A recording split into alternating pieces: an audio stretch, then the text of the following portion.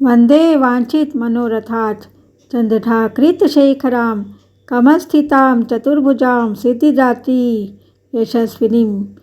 मैं मनोवांछित लाभ प्राप्त करने के लिए सभी तरह के मनोरथों को पूरा करने वाली, मस्तक पर आर्धचंद्र को धारण करने वाली, कमल पुष्प पर विराजमान रहने वाली, 4 भुजाओं वाली और यश प्रदान करने वाली माँ सिद्धिदात्री की वंदना करता हूँ। स्वर्णवर्णा निर्वाण चक्र स्थितां नवम दुर्गा त्रिनेत्रां शंख चक्र गदा पद्मधरां सिद्धिदात्री भजे। सिद्धिदात्री माता के शरीर का रंग स्वर्ण धातु जैसा चमकदार है। वे हमारे निर्माण चक्र में स्थित होती है और उसे मजबूत करने का कार्य करती है। वे माँ दुर्गा का 9वां रूप है जिनके 3 नेत्र हैं। उन्होंने अपने हाथों में चक्र गदा शंख व कमल पुष्प ले रखा है। हम सभी सिद्धिदात्री माता के नाम का भजन करते हैं। पटाम्बर परिधानां मृदु हास्या नाना अलंकार भूषितां मंजीर हार केयूर किंकणी रत्न कुंडल मंडितां। सिद्धिदात्री माँ पीले रंग के वस्त्र धारण करती है। उनके मुख पर स्नेह के भाव है। उन्होंने नाना प्रकार के आभूषणों से अपना अलंकार किया हुआ है।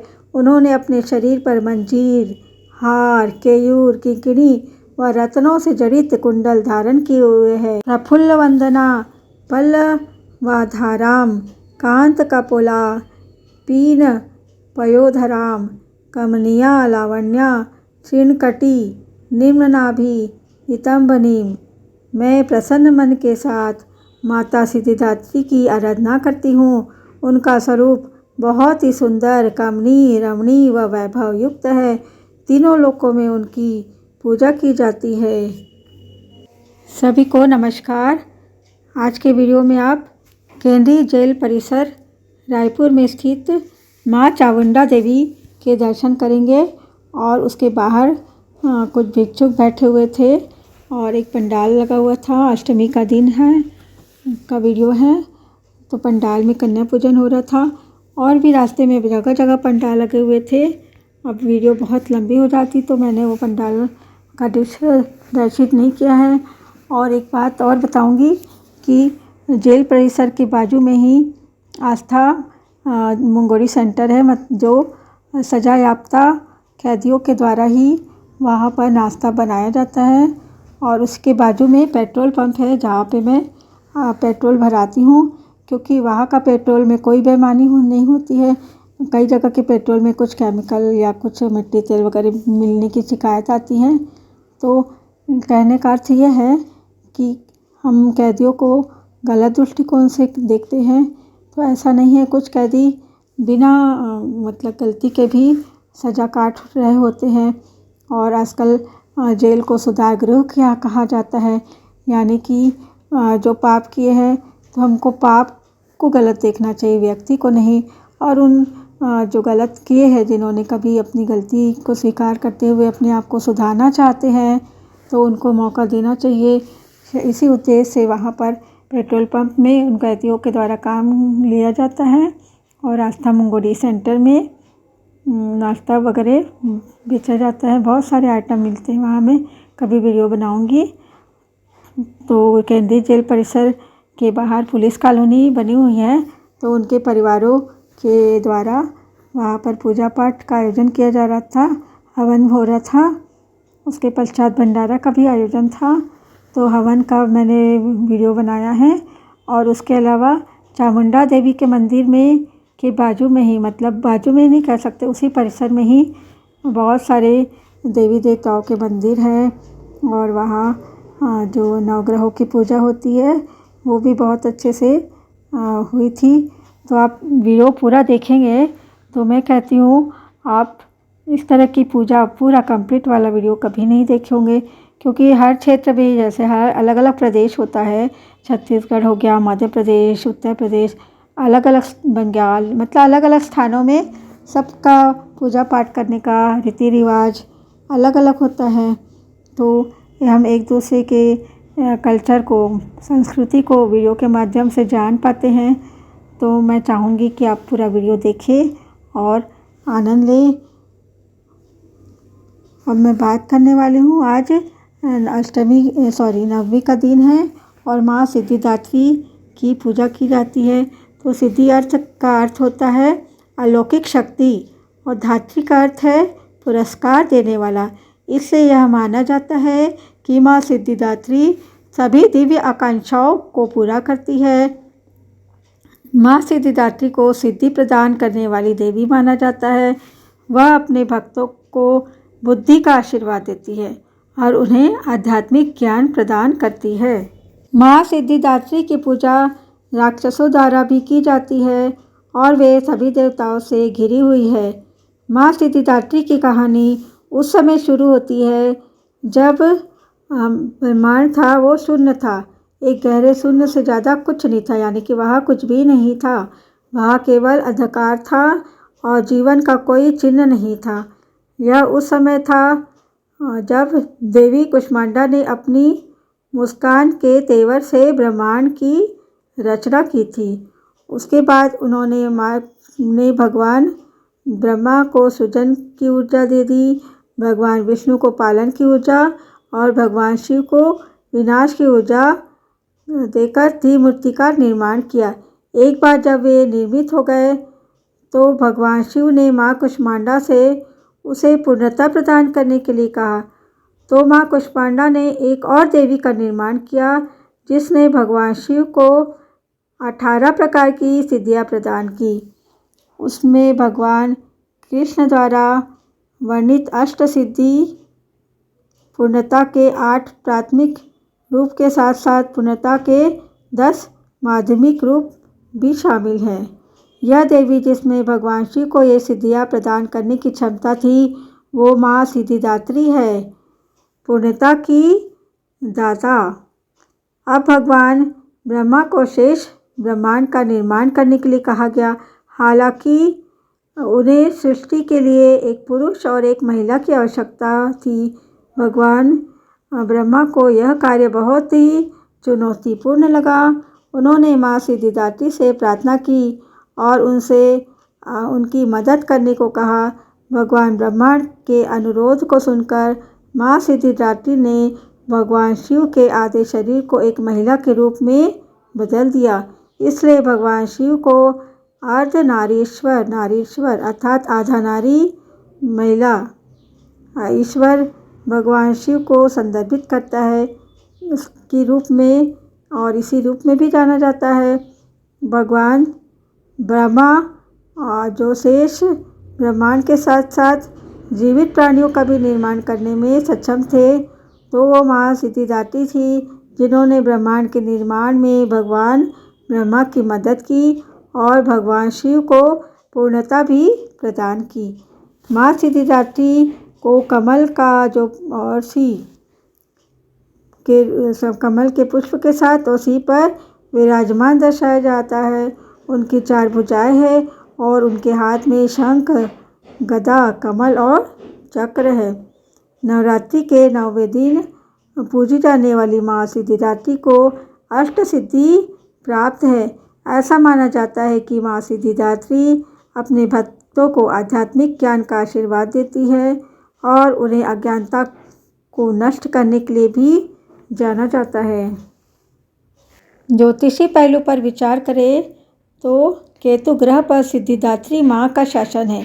इससे माँ की पूजा करने से केतु के सभी दुष्प्रभावों को शांत किया जा सकता है। हिंदू पौराणिक कथाओं के अनुसार किंवदंती कहती है कि भगवान शिव ने सभी सिद्धियों को आशीर्वाद के रूप में प्राप्त करने के लिए देवी महाशक्ति की पूजा की थी।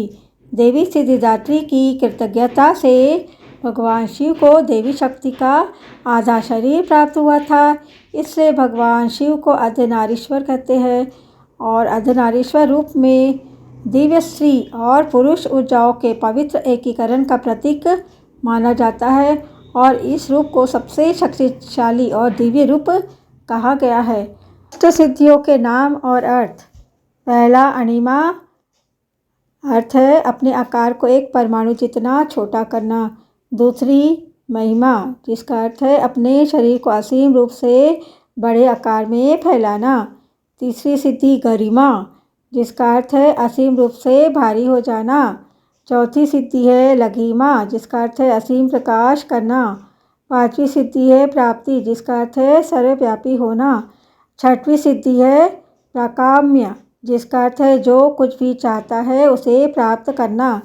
सातवीं सिद्धि है ऐशित्व, जिसका अर्थ है आधिपत्य। आठवीं सिद्धि है वशित्व, जिसका अर्थ है सभी को जीतने की शक्ति।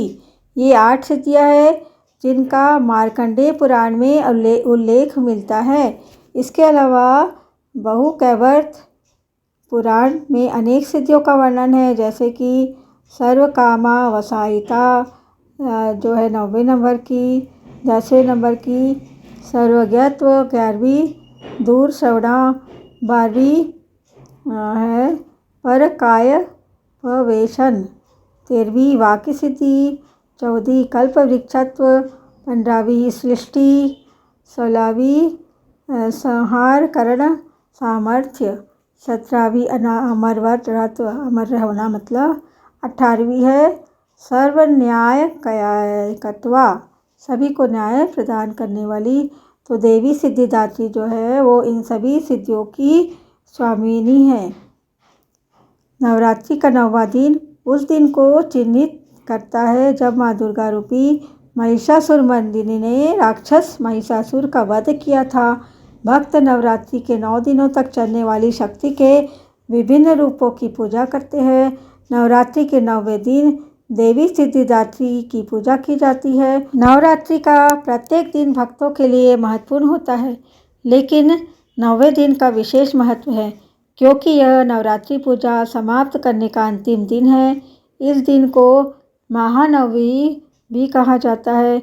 यह भी माना जाता है कि यदि कोई साधक या भक्त देवी सिद्धिदात्री की अत्यंत भक्ति और पवित्र प्राचीन शास्त्रों में वर्णित विधि के अनुसार पूजा करता है तो उसे सिद्धि प्राप्त होती है, जिससे यह महसूस होता है कि जो कुछ भी मौजूद है वह ब्रह्म का सर्वोच्च है और वह इस ब्रह्मांड से जो कुछ भी चाहता है उसे प्राप्त कर सकता है।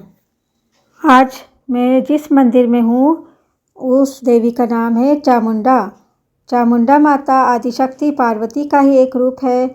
माता का नाम चामुंडा पढ़ने के पीछे एक कथा प्रचलित है। दुर्गा सप्तशती में माता के नाम की उत्पत्ति की कथा वर्णित है।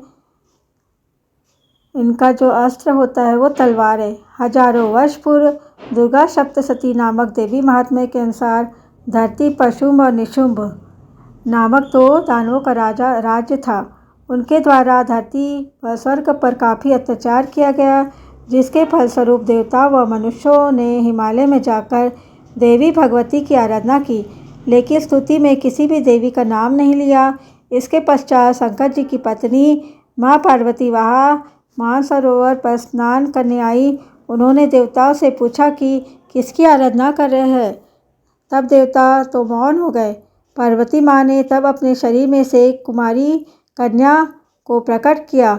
शुंभ निशुंभ को मारने के लिए मतलब पार्वती जी के शरीर से प्रकट होने के कारण इस देवी का एक नाम कौशिकी भी पड़ गया। कौशिकी को शुंभ और निशुंभ के दूतों ने देख लिया और उन दोनों से ये कहा दूतों ने कि महाराज, आप तीनों लोकों के राजा हैं और आपके यहाँ पर सभी अमूल्य रत्न सुशोभित है। इंद्र का ऐरावत हाथी भी आप ही के पास है। इस कारण आपके पास ऐसी दिव्य और आकर्षक नारी भी होनी चाहिए जो कि तीनों लोकों में सर्व सुंदर है। यह वचन सुनकर शुंभ और निशुंभ ने अपना एक दूत देवी कौशिकी के पास भेजा और उस दूत से कहा कि तुम उस सुंदरी से जाकर कहना कि शुंभ और निशुंभ तीनों लोकों के राजा है और वो दोनों तुम्हें अपनी रानी बनाना चाहते हैं। यह सुन दूत माता कौशिकी के पास गया और दोनों दैत्यों द्वारा कहे गए वचन माता को सुना दिए। माता ने कहा, मैं मानती हूँ कि शुंभ और निशुंभ दोनों ही महान बलशाली है, परंतु मैं एक प्रण दे चुकी हूँ कि जो व्यक्ति मुझे युद्ध में हरा देगा मैं उसी से विवाह करूँगी।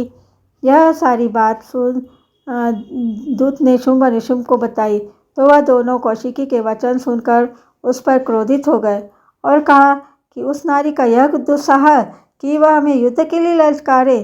तभी उन्होंने चंड और मुंड नामक 2 असुरों को भेजा और कहा कि उनके केश पकड़कर हमारे पास से आओ। चंड और मुंड देवी कौशिकी के पास गए और उसे अपने साथ चलने के लिए कहा। देवी के मना करने पर उन्होंने देवी पर प्रहार किया। तब देवी कौशिकी ने अपने आज्ञा चक्र भ्रुकुटी यानी कि ललाट से अपना एक और स्वरूप काली रूप धारण कर लिया और असुरों का उद्धार करके चंड और मुंड को उनके नीलधाम पहुंचा दिया। उन दोनों असुरों को मारने के कारण माता का नाम चामुंडा पड़ गया। अध्यात्म में चंड प्रवृत्ति और मुंड निर्वती का नाम है और माँ भगवती प्रवृत्ति और निर्वती दोनों से जीव छुड़ाती है और मोक्ष कर देती उन दोनों राक्षसों का। इससे जगदम्बा का नाम चामुंडा पड़ा। वीडियो पूरा देखने के लिए आप सभी को बहुत बहुत धन्यवाद।